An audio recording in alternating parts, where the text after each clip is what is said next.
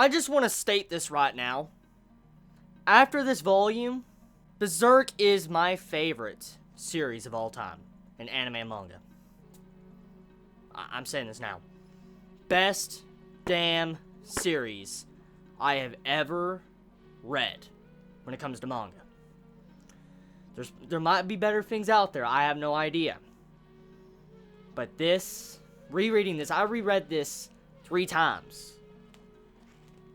Just to soak up everything.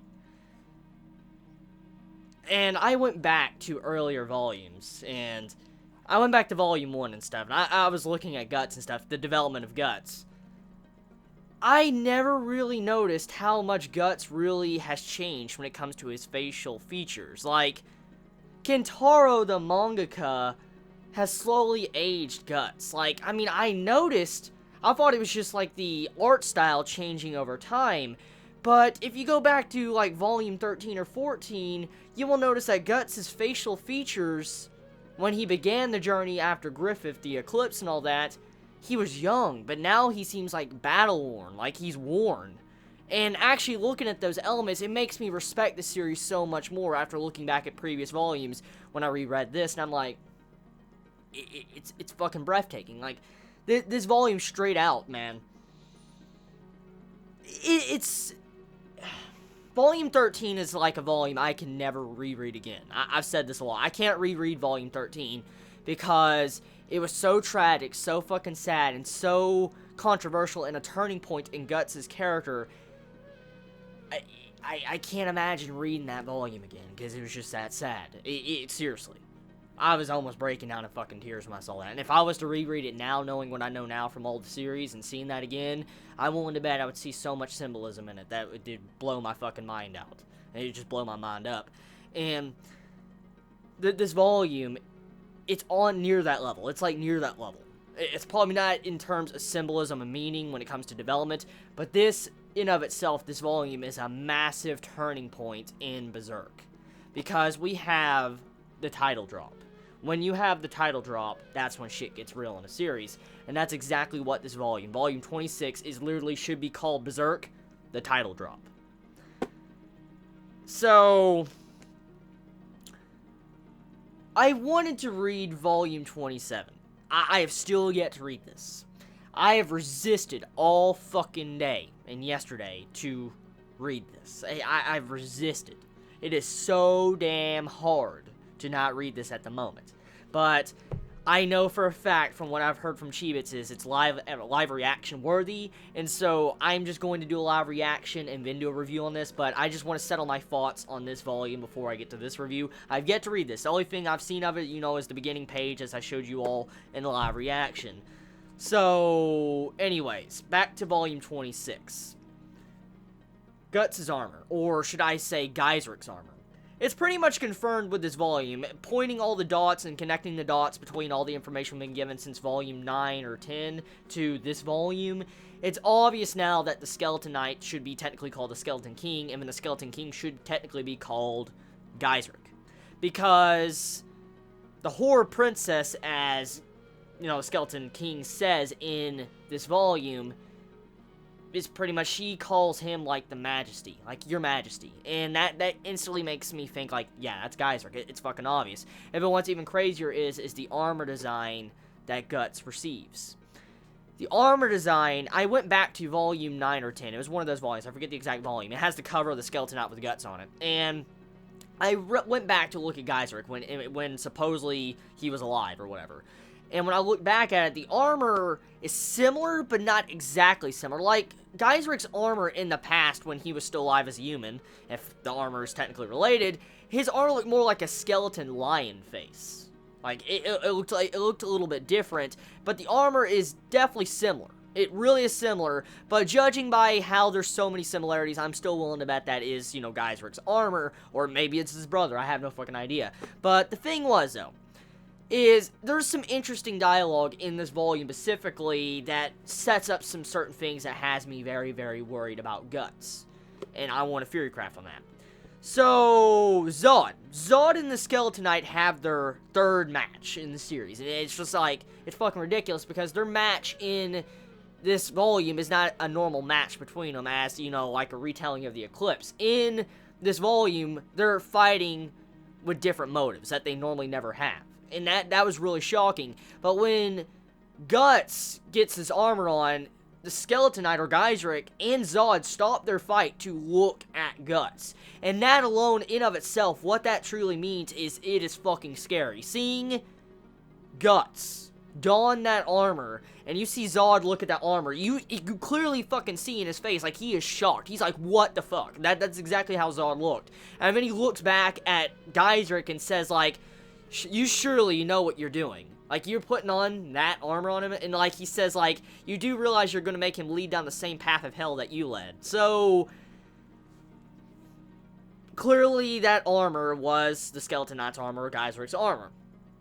And we don't necessarily know why he looks like a skeleton. Like, we can assume he is a demon, but I mean, Guts really, I remember in the past, Guts says, like, his overall presence feels very different from a demon. I remember Guts and the Puck also saying that in the past, and different things like that. The Skeleton Knight has a different presence from a demon, and Guts really doesn't have the massive bleeding like he normally does. And so, what really is Geiseric? I mean, we do know about these new beings now from the astral worlds, so, I mean, did the armor cause that? That is my question. Did that armor cause what it did to Geiseric? What it did to his body? Why he looks like a skeleton? Is that the armor's fault? Why Geiseric looks like that? Because it would explain a lot, but it's not just that either. The thing was, with this armor, it seems like it has its own mind, like its own will. That's exactly what this armor has, that Guts puts on at the end, and the will of this armor seems to be like that, Hellhound or whatever. I think that's what you Chibis call it. You call it the Hellhound, or the Beast of Darkness, pretty much. The Hellhound seems to be the armor. It's been foreshadowed for a very fucking long time. It has. The Hellhound's been here.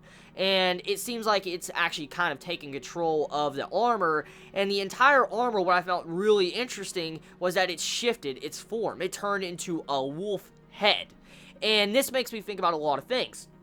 If the armor did, let's say, indeed turn King Geiseric into what he is now, let's say the Skeleton King with his skeleton body, and it turned him like that because the way the armor was shaped, or whatever type of ferocity, or whatever he was, like his rage he had in the past, are you telling me that maybe Guts eventually, down the road, if this armor does affect his physical appearance, that it might turn him into something that looks more like a wolf or something? Or a dog? But that's, like I said, it's just me figure crafting. I could be completely wrong. But it's not just that, though.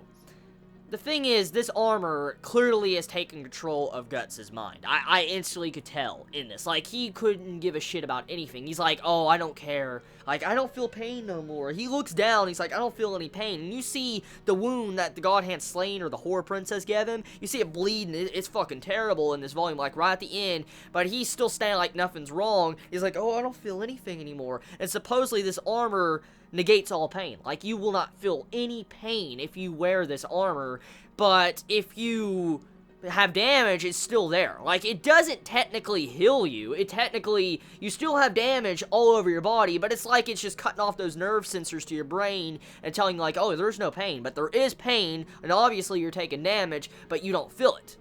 And that is very, very fucking scary. It is. Because Guts, at the moment, at the end of this volume, is in a rage. He's clearly in a rage. He's slaughtering demons, like, oh my god. Like, you had a demon screaming and saying, help me. Like, a demon said, help me. Screaming that shit when Guts donned the armor and cut the dude in half. I'm like, yo, dude. Like, I said it in my live reaction. I was like, I was awestruck. I was just completely awestruck seeing a demon screaming for fucking help by Guts, a human. I mean, this has been brought up multiple times in the series, how Guts technically could be considered a demon. You know, how I brought up my entire mentionings of how technically the God Hand is the angels, and since Guts is technically going against the angels, and technically whatever god is in the abyss, Guts is technically, like, considered Satan. And he's a demon, technically, fighting against angels. So, if you think about that, it's just the foreshadowing that sets up to this very moment. Guts finally unleashes his inner beast, pretty much. His inner beast has just been unleashed with this volume. And we see the rage and his just how he would be if he probably was a demon. Like, this is how Guts would probably be if he was a demon, because supposedly this armor surpasses his limits as a human being. Like, I mean, we all know it's actually kind of true. In actual humans, in real life, it is true. And technically it's not made up shit in Berserk. It's actually real true.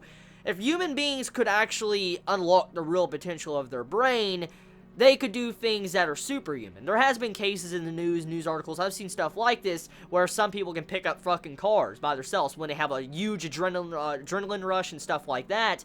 And it makes me think about different things. Like, this is possible, and to see how Guts is surpassing, like, the human body, or going at the full human potential, and he has no, like, I guess, restraint, but he doesn't feel any pain, he could be considered a fucking monster, even stronger than demons, since technically demons still have the human mind. So, Guts can actually overpower demons in this mode, because technically, since the demons are technically human, they still have that restriction. So, I guess Guts being at maximum potential a human being could possibly be, that would mean that he's technically stronger than average demons. Like, he could possibly beat the shit out of Zod. Which, I don't think that should happen. I would flip. I would do a fucking backflip if I saw Guts beating the shit out of Zod. I would just like, whoa. I'm like, whoa, what the fuck? Like, if I saw something like that. But, I mean, the thing is that since Guts has this, it makes me question a lot of things. Like, will his bones shatter for using his maximum strength? Like, if human beings use their maximum strength, it's even shown, like, their bones can't handle it. They can't, even if you can go that strength. And so it makes me question a lot of things, like, will Guts break his bones while performing these insane actions? A lot of questions, a lot of questions to wonder about this. There's just so much depth to this one segment of this volume, it makes me think about a lot of things. I mean, he was just absolutely beating the shit out of demons. So, I'm interested to see what's exactly going to happen next volume. I really cannot wait to read it, volume 27, to see what will happen. So, let's get off this segment, because I think I've talked about this a lot, and I need to cover a lot of other things, because yeah, it's very late, and I need to get this, everything covered. So, there's a lot of other things going on about this volume. Not just Guts, which there's a lot more, like I said, I could discuss, but I want to talk about the other characters. So, Farnese. I want to cover her development first. So, as I stated in my last volume review, and I kind of said in my live reaction a little bit, Farnese is protecting a weaker person than her. Casca. And in the cave, or the Quilfoth, or whatever it's called, the astral lair that's like of darkness or whatever, pretty much, Farnese protects Casca. Protects her. Even though she's weak, Farnese has been described as being a very weak person, weak-minded person, kind of like a coward, kind of. Farnese actually stood in front of Casca to defend her multiple times in last volume, this volume, and to see the growth in her character of how far she's come is just absolutely mind-blowing, because she, at one point in time, was trying to execute Casca, but now she's protecting Casca, and it's not even that either. When the moment when you see Farnese and Casca surrounded with trolls, in that act, she is really scared, because we see after the fight, she's weak-kneed, like, completely Kentaro emphasizes that she's weak-kneed, and she collapses into Guts' arms, and she was terrified, scared. And she was definitely like that probably in the middle of the fight with the trolls and her, so she was actually suppressing her, like, fear, pretty much, or being terrified to protect Casca. And that right there just shows the growth of her character, something I really wanted to mention. So, what really also stood out about this volume 2, besides that, I would say would be Guts and Isidro. More of this little development with them going on. Like, the more the volumes progress, it makes me think that, once again, Isidro will become the apprentice to Guts, which is a really good thing. It's a good thing, because Guts needs companions. And Guts does emphasize in this volume that he never thought he would have companions again. It's a really sad fucking moment. Like, when I saw that panel, when you see the Band of Hawks and all that, Pippin and all that, I'm like, it's just sad, because it makes me happy knowing that Guts has companions again. I just hope he doesn't lose them. Like, I hope next fucking volume I don't see Guts just ripping their heads off. Like, if I see that shit, I better not see that shit. I better not see Guts ripping them in pieces, because I'm willing to bet Guts has lost his freaking mind with his Berserker armor. I'm willing to bet it. I'm willing to place fucking money on it. I'm willing to place money. But, back on topic. Isidro, his development. Guts tells Isidro to guard the rear. He's like the rear guard. And Guts actually gave this to him, and this is a very vital role. And if I remember correctly, I don't know, I could be wrong. I could be straight out wrong. But if I remember correctly, I remember in the past in the Band of Hawks, Griffith gave Guts an order to be the rear guard, and it was kind of suicidal. I remember something like that. I remember Griffith giving Guts an order in the past, in like volume 6, 7, or 8, somewhere around in there, and he was given an order to be the rear guard, and Guts should have technically died, or it was a suicide mission, and Griffith said, I remember in that act, like, he truly believes in Guts will survive this, and he's like the only man for the job. And I think this is kind of like a reference to what, you know, happened there with Guts and Isidro, and if that really is, I'll have to go back and look at it. It's insane, the references Kentaro did there. It pretty much is showing that, like, Guts has full faith in Isidro's abilities. He's trusting Isidro. And once again, it shows more development with him actually learning how to trust other people again and actually open himself up, open his heart up again. And it just shows you, once again, with Guts' development along with Isidro, more complexity to overall his character. So, moving past that, we do get to see the fight with Isidro and this troll, and Isidro just whoops that fucking troll's ass. Oh god, dude, just fucking, hey, dude, the fights of Berserk are always fucking top. Like, dude, Guts versus those trolls, they got fucking wrecked. Like, oh, they got fucking wrecked. Like, there's no fucking challenge, dude. There's trolls just like. So, what else? We have the entire bit with the God Hand in the Guts and the Skeleton Knight in the Behelit sword. So let's cover that. I think that's the last thing I really need to cover this review, because I'm kind of short for time tonight. Pretty much, Slain, or I think that's her name, Slain. I think that's the female whore, the whore princess of the Uttarayan Sea. I think that's her name. Pretty much, she pretty much almost rapes Guts. Like, I mean, she literally almost rapes Guts. She even asked Guts to, like, penetrate her.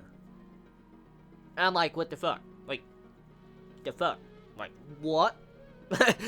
I'm like, what? And Guts literally gets wrecked. Like, he is like a baby before her. Like, he is a toddler compared to her. Like, he stood no chance at all.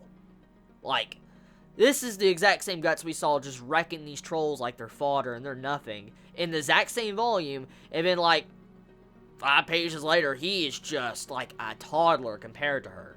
So it just shows you the strength of the God Hand compared to Guts. And it's not even that either. Slain, if I got her name right, she wasn't even in her real body. She wasn't. She used troll innards as her body. And now, I'm guessing she probably might not even have her maximum power or maximum potential with that body. So, seeing something like that, it lets me know that Guts is not prepared to fight the God Hand whatsoever. I mean, he couldn't probably even fight fucking Griffith at this moment. Because if she could kick the shit out of him, Griffith, it's done. It's over. Like, I'm sorry, Guts. I love you, man. You're a great fucking character. But you can't stand against Griffith if you can't even fight her when she doesn't even have probably her maximum potential.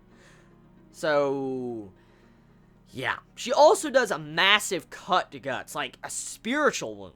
Not just a physical body wound, but a spiritual body wound.